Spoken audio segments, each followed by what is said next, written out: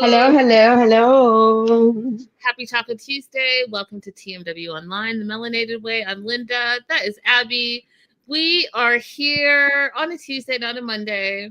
Because, life sometimes. But we're covering all things season 7, episode 6 of 90 Day Fiancé. The other way seems a bit dodgy. And if I tell you that this title is appropriate for everything that has happened to me today, seems a bit dodgy.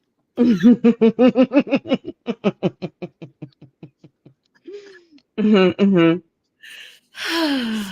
Overall Have some thought, inside. Have some inside details that you guys don't have. That makes it very funny. It's very juicy, but maybe Linda will share them one day. yeah, it won't be today. Overall thoughts of this episode. We're finally getting some progression. So I'm glad about this episode. We're finally seeing some movement in the relationships and getting closer to, are they going to make it? Are they not going to make it? Yeah, And a new character. Two new characters, and definitely progression, but also definitely red flag, red flag, red flag as far as I'm concerned, and a lot of just. You guys, do you not know each other? I don't understand. There's a lot I didn't understand in this episode, to be honest. And again, to piggyback off of what Abby has said in the past, the 90 days, you guys, is not to get to know each other. The 90 days is to plan your wedding. So this getting to know each other during the night, what have y'all been doing for the past little while? It's confusing to me. Mm-hmm, mm-hmm. But let's get into it. So it's Greta and Matthew. Don't forget 27, 26, because I think age does play a factor in some of this, although I don't think age is a factor necessarily. But for this show specifically, I do think it is.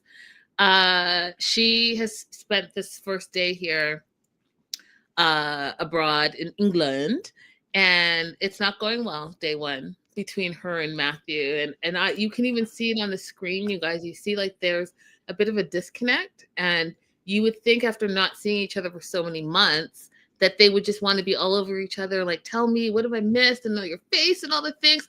Because I know that's how I would be. Mm-hmm. But she's feeling salty because he has not made space for her. He's not made her feel welcome. And then in comes Carolyn, the mom, Mark, the dad, Nellie, the dog, Apple, the cat.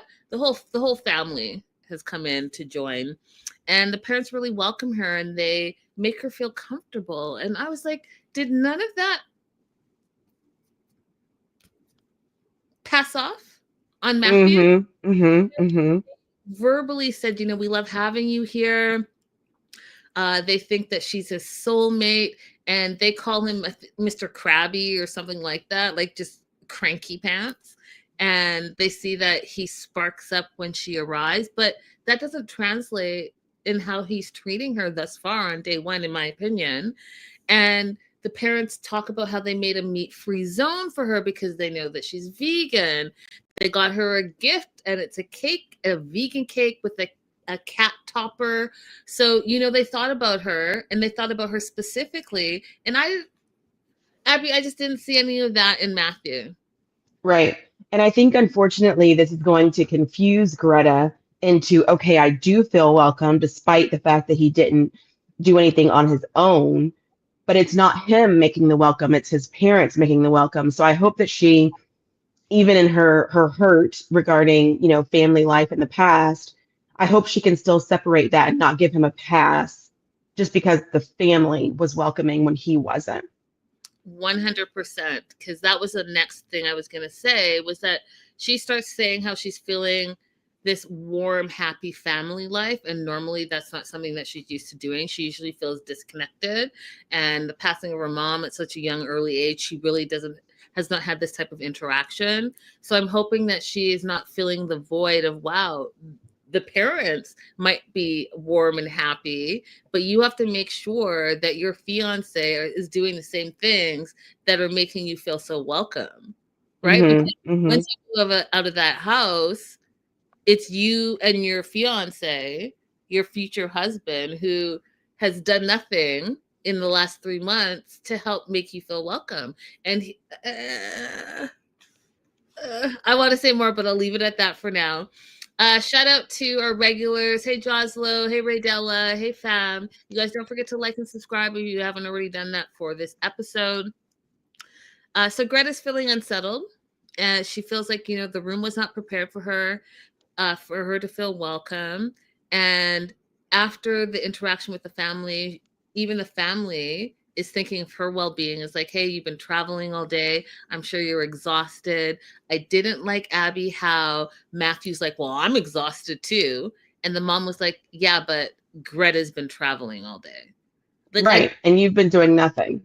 Nothing. I didn't like how, we have to turn this back on you and Mm-hmm. make it about you. I didn't like that. And so, Right. That bid for attention, especially after you did nothing and they brought out the cake, and had little special little hazel topper, like his bid for attention was very only childish. I didn't like it at all. At all. And so she's explaining to him, they go to bed. She's explaining to him how she's feeling unsettled, how the room wasn't prepared for her, how that made her feel unwelcome. And he's like, well, what are you talking, how this bedroom feels like his room and not their room. And he didn't get it. He's like, well, I mean, if you want to make space for yourself, just move my clothes into the garage and put some of my clothes in the bin and put your clothes in the. I was like, this is what she's saying to you. So you want Mm-hmm. her to make space for herself in your room when she simply asked you to make space for her. Right. So He's now, refusing to listen. refusing to listen, but also Abby, she has to now make herself feel comfortable when all he had to do was make space for her. That again is Mm-hmm. selfish. It's, in my opinion, it's very, very selfish. I agree.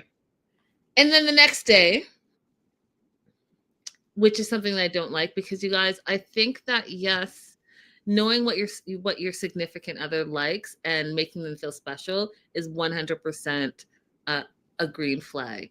But if you are not communicating and you are doing something to make your partner feel special because you want to not talk about what the issue is, that's where I'm having a problem. So he didn't understand how she's feeling unsettled. So instead, he's like, oh, surprise, day 2. I'm going to welcome you by having a surprise spa day for you. And he takes her to the spa. And even then, it wasn't like he was doing it out of the goodness of his heart. It really wasn't, you guys, because here's what happens. They go in and they sit down. They're like, oh, this is going to be relaxation and spa and lovely. But immediately they start talking about having spas regularly. Greta's used to having a spa day once a week, or at least a massage once a week. And then Matthew turns it into, well, you're not going to be working. I'm fine with being the breadwinner, but we need to have realistic caps on things. And he's like, I don't mind paying, but we have to make sure that we're paying for the right things. And when I say my spidey senses went up, she's like, listen, I don't ask you for a lot of stuff. Like, I really don't. And so I don't want this to be who appreciates who more and who's sacrificing what for more. I want it to be about us. And I'm not asking for a lot. And you're the one who said that you were fine with being the breadwinner. And it's not like Mm-hmm. she's a scrub. She's an attorney. She just needs to do the steps in order to be able to practice in England. And until then, you were like, oh, I'm cool being the breadwinner. But instead, like, I'm the breadwinner. You need to have some realistic caps on things, which means to me that he wants to be able to control the money, right? So she's going to have no money, you guys, and he's going to control what she can and cannot do. That's a scary place as far as I'm concerned. So then they talk about the spa versus the things that he spent money on that are his things. He bought a bigger, better computer. He bought a bigger, better engine for his car. And she mentioned that. And she's like, well, I'm not sure what you think is realistic caps, because did you need a bigger engine? Did you need a bigger computer? And he's like, well, those things we both benefit from. You can drive my car. you can use the computer, but what do I benefit from you going to the spa? I was like, if you all don't think that that's a red flag, because she even said Mm-hmm. Mm-hmm. having a happier and healthier partner, that's what you're getting out of me going to the spa. And he just Mm-hmm. that, Abby, I was like, oh no. Oh, absolutely. So this, in conjunction with his inability to make her feel welcome and say, well, you can clear out the drawers, you can move my clothes, made me think what a nightmare he would be as a partner if they did have kids. He would be the kind of person to say, well, I will help if you just tell me what to do. He wouldn't show any initiative to be the person to help prepare things for the kids, to help prepare things for school, you know. And God forbid she have any kind of complications. He would be a terrible postpartum partner with helping her to be comfortable and recover. You know, I know that's a conversation that they're going to have later, whether or not she actually wants to do that. But all I could think about in this conversation is if he does not care about her mental health and emotional well being, get out now, Greta. That, and if he's going to use finance as a manipulation tool, this is not a good sign. Not a good sign. And Absolutely. And you can't call yourself a breadwinner. This is my personal definition. If you can't take care of my personal finances, then you can't call yourself a breadwinner. You can be a partner. We could be financial partners, we could be financial roommates, but you're not a breadwinner unless you're covering my expenses and the household expenses. and just to jump off on that, if you want the traditional roles of the male and female relationship, marriage, and you are the breadwinner, and Greta's the one that's taking care of the home. Part of taking care of the home is she gets to do whatever. So she needs to go to the spa because she's taking care of the kids, the house, the food, then guess what? She gets to go to the spa. She gets to go to get her nails done. She gets to go to do all those things because you guys have defined that these are our traditional roles. So Hmm. what you're not about to do is then go ahead and try to force her into a situation where you're now also manipulating her. You are telling her, no, I'm capping you at this. She's not your child. You're not putting her on oh, this is gonna be your budget for the day, or your I'm gonna give you, I can't think of the word at the top of my head, but your allowance for, Hmm. like, that's not how that works as far as I'm concerned. And then for him then to go on and take it a step further and say that he basically made career choices because he knew that he had to be the breadwinner for her. And she's like, um, what? I thought you got into finance because you love finance. Don't do something that you didn't want to do because you think that you need to provide for me, because I never said that. And then he's like, no, no, no. I just thought, quote, you don't appreciate how much I give to this relationship. Excuse me? That came out of nowhere. That's a huge rock that he just threw in between them. Because what was that? That whole entire, I chose a career to be a breadwinner for you. You didn't appreciate what I do for you. This is all a reaction to her just saying, I don't feel welcome because you didn't make space for me to put my clothes. He's having a lot of big emotions and feelings that he's refusing to deal with on his own, and he's foisting them off on Greta. 100%. And what exactly have you done? Because as far as I know, she left her whole entire life and her career that she studied very hard to get to be with you, because you two love each other. So what did you do? You live at your mama's house. You started your career before you met her, so I'm not sure what you were even talking about. You were the one that proposed to her. You knew that she wouldn't be able to work for the first little while, and you said you were fine taking care of the bills. And how many bills can you really have when you live at home with your parents? So, like, and your parents are the ones that clearly are bringing out food. They brought out the cake, all the things. You had a dresser. You don't even have a closet that I saw. You had a rolling rack with all your stuff all piled all over the place. I'm just trying to figure out what sacrifices and how much have you done that you feel like she's not appreciative.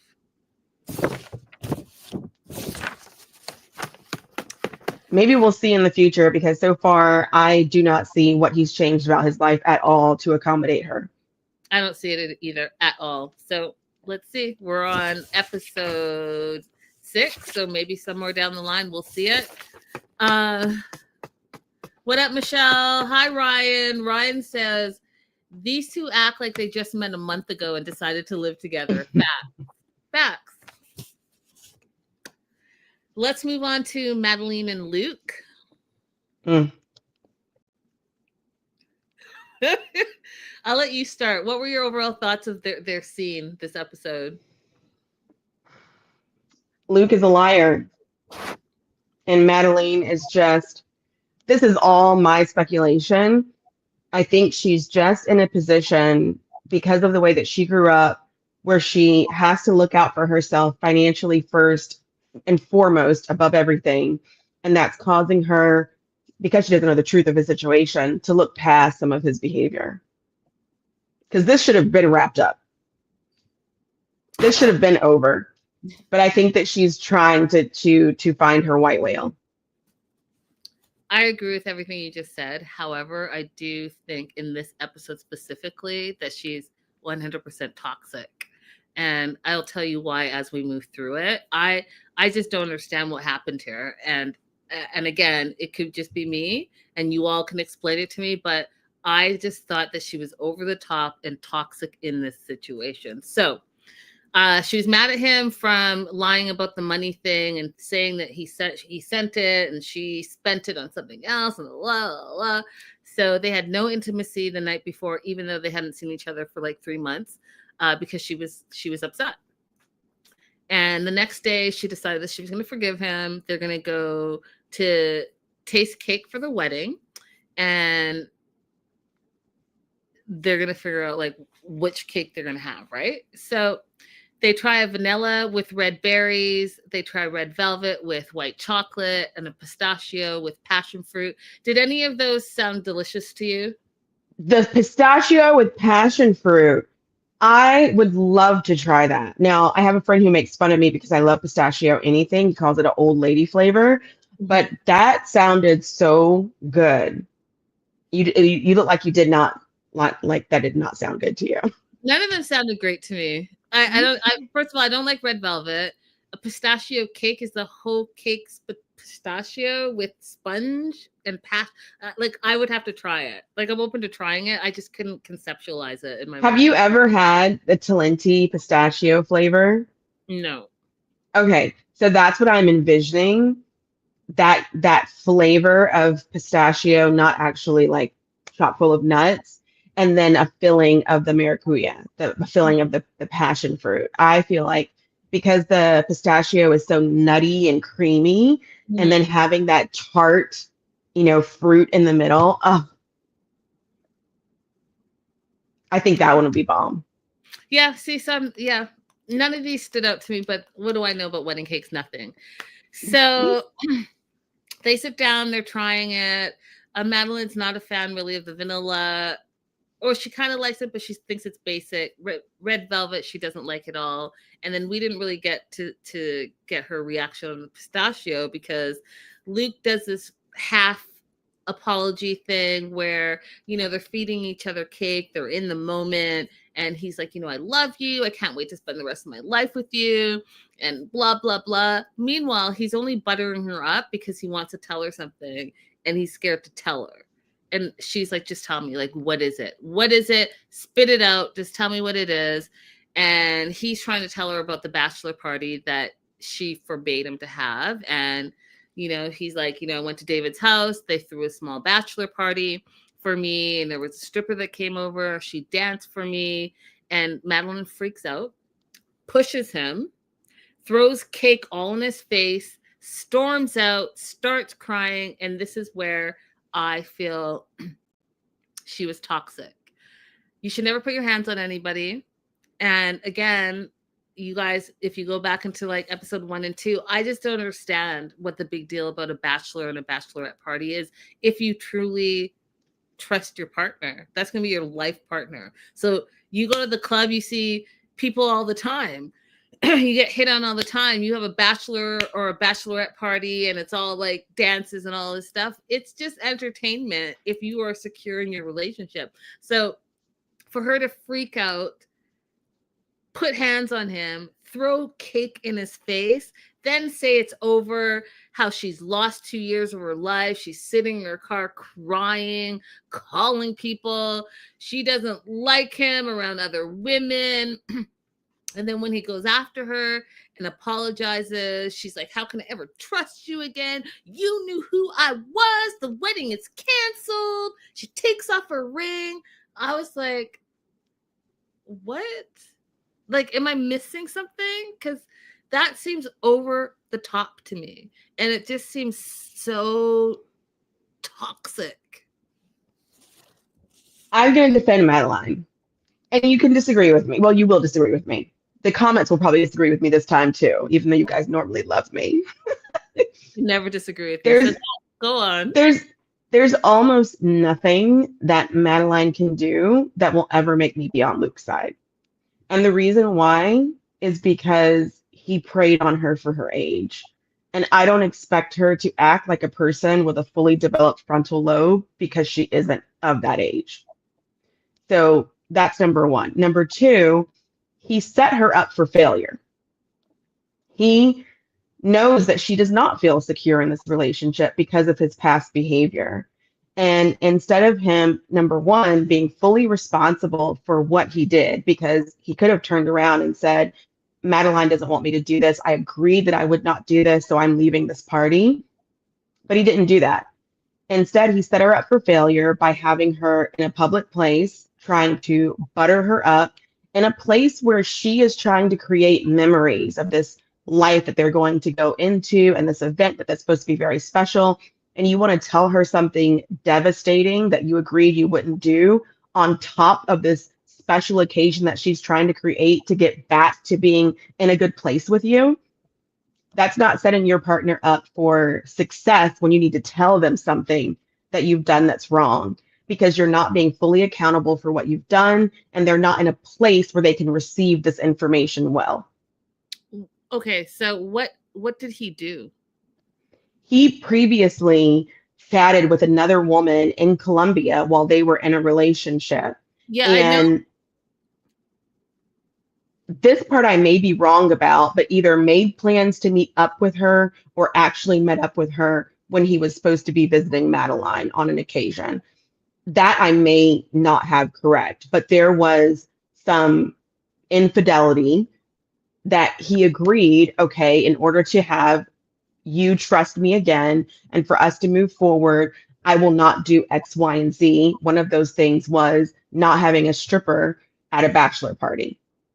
And not only did he have a stripper at a bachelor party, he fully engaged in activities that he knows she would be very upset by with that stripper. I guess I just don't get it. I guess I think that if you're that insecure in your relationship, then you shouldn't be in that relationship and you shouldn't definitely be getting married. If you don't trust your partner like that and clearly have not forgiven for whatever past indiscretions may or may not have happened, then you shouldn't be getting married. You should not be putting your hands on and pushing your partner. You should not be throwing cake in your partner's face. And so this whole situation to me, yeah, it could be her age. Yeah, he could have not set her up for success. I'm not agreeing with Luke because I think that, you know, Luke has a lot of issues, but Madeline has some issues herself. And I think maybe she is too young to say, hey, I want to get married. And I think it's interesting that you said the white whale, because I do think money is important to her. I think status is important to her. I think owning things and material things are very important to her. And that's why you see her being so, and great, she's a small business owner. and he contributed to that, but she made it flourish. But the car, the nails, the hair, all the things, there's nothing wrong with wanting the finer things in life. But if she's thinking that Luke is the one that's going to be providing these things, she should look at the red flags that are popping up right now, because clearly he doesn't have it. And so they're going to have the same issues pop up in the relationship over and over again, because she's expecting one thing. She wants the sugar daddy, and she's willing to provide the sugar, but she wants to make sure that that money is flowing freely. He wants the trophy, beautiful, hot Hispanic wife to show up and to be all those things. And there's a disconnect there, because he doesn't have some of the things that she requires, and she does not want to do really some of the things that he's going to require. So it's going to be an issue, I think. Mm-hmm. Now, side note, Abby, and live chat, this is a side note, because I'm like, did I miss the memo? But these dangling earrings that the dudes are wearing. So Luke had a couple of dangling earrings on, and then the new lady's nephew, what's his name? Nick had a is that a thing for guys now, the dangling earrings? Because I'm not a fan at all. I don't know, like, it was hot when Prince did it, but for some reason, I think it depends on if I like the guy or not. So since I don't care for most of these guys, I just don't like it. You guys, I don't know. I was like, I literally said, those dangling earrings on him are distracting me. That was my note for Luke. I finally get past Luke, and then Nick comes along, and Nick's hair and the dangling earring. I was like, did I miss the fashion memo? Because I haven't seen anyone else doing this, but I mean, maybe it's a thing and I just missed it. I'm just not a fan. I'm not a fan. I don't know. You're in LA, so if you haven't seen it as a fashion thing with people walking around, then maybe they're trying to bring it back from the 80s. I mean, I don't know. Let us know what you guys think if you're watching the live or in the replay. Let's talk about the danglings on the guys, the dangling earrings, because I don't know. I just don't know. Do we want to say anything else? But I'm not a fan either, Joslo said. And Ryan says, Madeline doesn't need him anymore. Luke gave her startup funds for her business, and it's thriving. She knows he's broke and makes bad business decisions, so why hang on, Fat? I don't think she knows that he's broke yet. We know it because we saw all the conversations between him and his father. But I don't think, I mean, like, she knows that he didn't have the money she wanted to go towards the wedding, and he's saying, like, all I have for the wedding is X amount. But I don't really think she knows the depth of his depths. Like, she doesn't know how much credit card debt he has, and can't know, because the credit card system in the US is just, it doesn't exist in other parts of the world. So you can see, this is how passport men are able to make it over on these women in other countries. They see them spending all of this money and think, oh, you have a lot of money, but no, it's just, a lot of it's just credit card debt. Mm-hmm. Yep. Ryan says, hard pass on the dangling earrings. Girl, you're not wrong. George Michael, I feel like, I don't know, the 80s. I don't know. Exactly, like George Michael could do it, Prince could do it, but what else is different about those two men? We liked them. Yeah. Like, if any time it's somebody that you like, they could get away with things that somebody you don't like can't. I just thought it was distracting to me, you guys. I didn't like it. I was like, what's happening right now? Why is he sparkling? Move his head and they would like dangle and move. I was like, what is happening? Then he had cake in his face, and it was a mess. So you were looking at all that cake smashed all over his face, and you're like, the earring. I was like, and there were two of them. It was like both ears. I was like, are those Madeleines? Like, what is happening here? And they're sparkling. Are those diamonds? Should you hawk them? Mm-hmm. you had to, the only $3,000 you had was from your dad. Like, I don't understand why you have sparkles in your ears and you don't have sparkles in your pockets. Like Hey, why do you have sparkles in your ears and no sparkles in your pocket? Stamp it. That's right, Ryan. They had swag. They had Riz.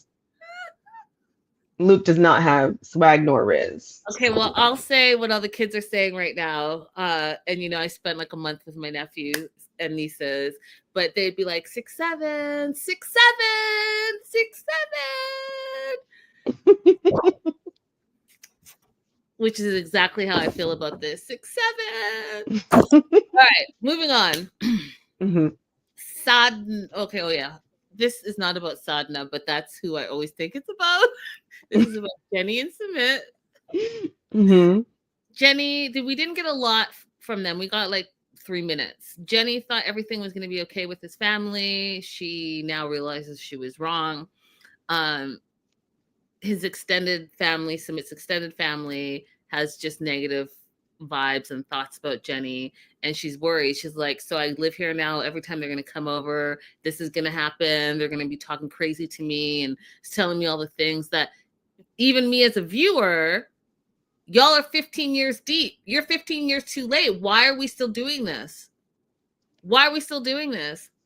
Then Sumit is like, I don't care what others are saying. I love you. I think you're a great woman. And one of the things that I thought was beautiful was that, my mom was sticking up for you. And so let's just go with that. And Jenny's like, well, I'm worried that these family members are going to influence her back to her bad behavior. And I get that. But what we're not about to do is we're already in 15 years, y'all. I'm not spending a whole season with these Yahoo family members, extended family members who we haven't even really seen over the years come through and talk about what we've all already worked through. That's what we're not about to do. Exactly. We know your time for objections has come and gone, Auntie. Has come and gone. And gone and gone is going to stay gone. Period. Mm-hmm. We already know Jenny's old. We already know that Sumit is younger than her. But what we also know is they've been together through all the nonsense. Through him getting married, not telling her, him catfishing her, him not working, him failed business number 1, almost failed business number 2, not keeping a job, not keeping a home, and now full circle, they're all moving in, living under his mama's house. I mean, and she stayed with him. She's not going anywhere. So what we're not about to do is talk crazy to Jenny, who's probably been the only stability in his life. That's what we're not about to do. We already know that she's 67 years old. She can't change that fact. He chose her. Here we are, period. If you can't deal... Wait, did you say she was 67? Yeah, that's what it says. Oh, okay. I thought she was older. Okay. I mean, that's what it says. 67 and him 36. So she's 6. So she was, when all of this started, she was still in her 50s? She was older. I tried to do the math. I did the math in one of the previous episodes. She was like in her 50s and he was barely in his 20s when they first met. Okay. All right. Yep. So that's all we got. Do you want to add anything else to these? No. No. All right. This episode 6, we meet 2 new characters. And I'll go with you first, Abby. Thoughts? Listen, I learned something new watching this. I kept asking myself, why does she keep preferring... I'm going to deepen the Americans are ignorant comments, but why does she keep using Tasmania and Australia interchangeably? Because in my mind, Tasmania is its own country. So I looked it up and found out that Tasmania is actually a part of Australia. Did you guys all know that? I did. I did not know that. I was like, why does she keep using Tasmania and Australia interchangeably? And it's like, in my mind, it's the country where, vampires come from. Is Hawaii part of United States of America? If you ask them, no. If you ask Native Hawaiians, no. They Okay. are a colonized island. I mean, that is another conversation because Australia has its own colonizer history, but no, it's the same idea. Okay. Do you want to add something else to them at all? No. Let's go ahead into the story. I feel okay. I will add something. I feel like this introduction is not really giving us a lot of insight into what are the reasons why they weren't successful in the past. So I am hoping that as we get to know them, that we'll find out, well, why hasn't it worked before? This introduction gave me way too many questions. Too many questions. The timeline is not timing for me. The reasons why they're not together is this. Okay, so first of all, Patia, you are beautiful. Patia is 58 years old, out of Dallas, Texas. She's gorgeous, you guys. 58. We could all just be so lucky. She looks amazing. She Okay, Dylan's does. 38. And I the timeline is not working for me. But I'll get through this. So my note literally says she looks good. She goes by Chalita as an exotic dancer. She's been an exotic dancer since 1989, when she was 21 years old, and 37 years older. 37 years later, she's still shaking it. And when I say she looks amazing, you guys. She Like, does. amazing. Dancing makes her happy, makes her feel youthful, makes her feel energetic, and that's why she still does it. And then we meet Dylan, who's 38, out of Tasmania, and he is a plumber. And I love learning like the new words, like a dunny is a toilet in Australia. And they tricked me because so he had his like plumber outfit on, a Mac jacket, some jeans, whatever, his little plumber belt. And then he was walking into what looked like a restaurant and then said, "Oh, your pipes are broken." And all of a sudden he rips open his shirt. What's happening right now? And to find out that he's not only a plumber, but he too is a male stripper in Australia and got discovered by Australia's Got Talent, made it all the way to the finals, you guys. And then the Thunder from Down Under came and collected him and brought him to Las Vegas so that he could be the MC for that show.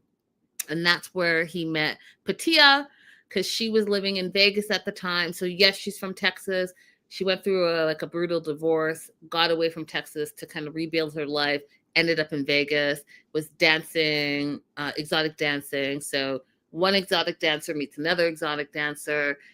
He apparently fell for her immediately, invited her to his show, connected, loved her, all the things.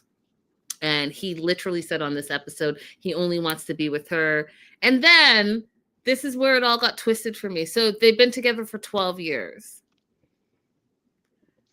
And not only have they been together for 12 years, Dylan and Patia used to live together in Las Vegas for 7 years. Okay. Then he had to move back to Australia because some visa stuff. And I was like, so then why didn't you guys get married at that point instead? I have a suspicion. You want to hear it? Sure. Nevada is one of the only states, it is the only state that has legalized prostitution. And although it's legal there, it is still a violation of federal immigration law. So when they noted his visa issues, my mind was like, I wonder if he was found to have violated his visa by participating in anything that USCIS would consider prostitution.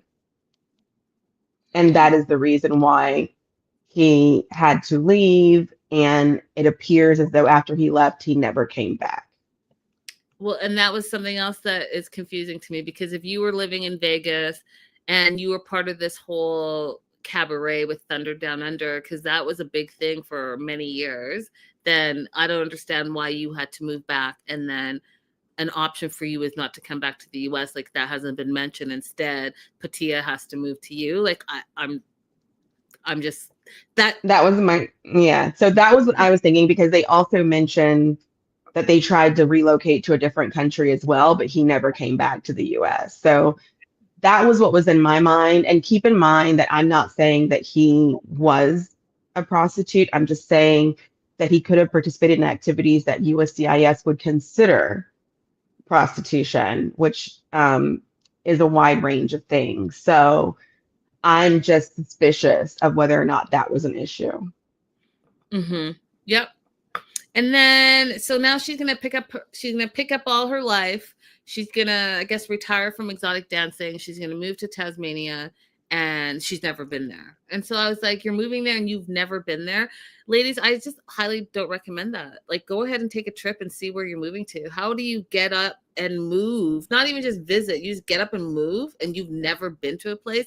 I don't think you're setting yourself up for success, because you know nothing about it. Yeah, you can do all your research, but actually being in a place versus looking at it online or reading about it are two separate and completely different things.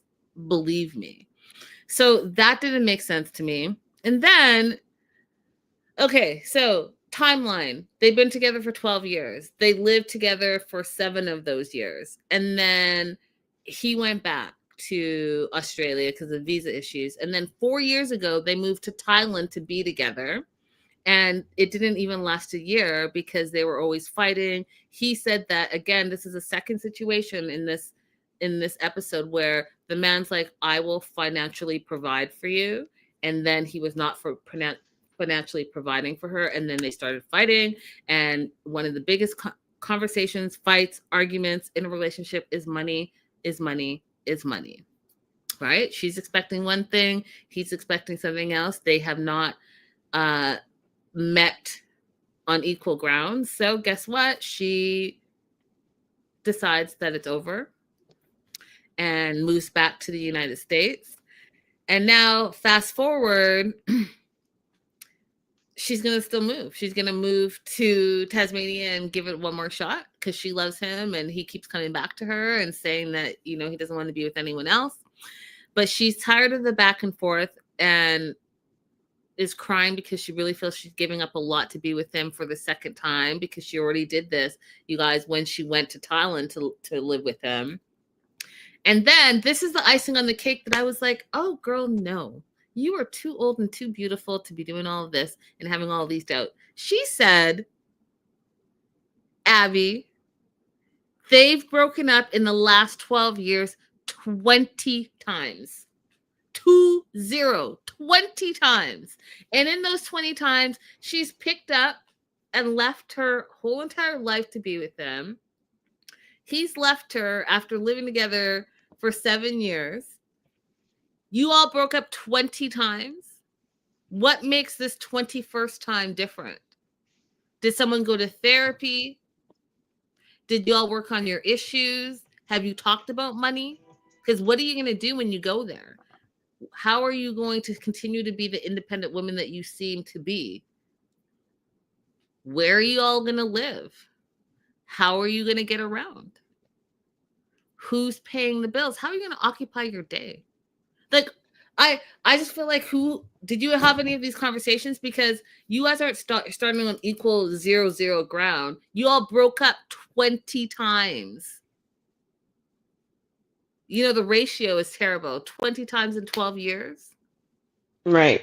And we didn't hear, or at least I didn't hear, what has happened, you know, what's changed about your life or your situation that is going to make things better this time. That's what I just said. Has someone gone to therapy? Yeah. Did you guys Nothing. What's changed that's going to make 21st time different than all other 20 times? And then the cherry on top of the icing is that we found out 3 years into living together Dylan proposed to Patia, but then took the ring back. Couldn't be me.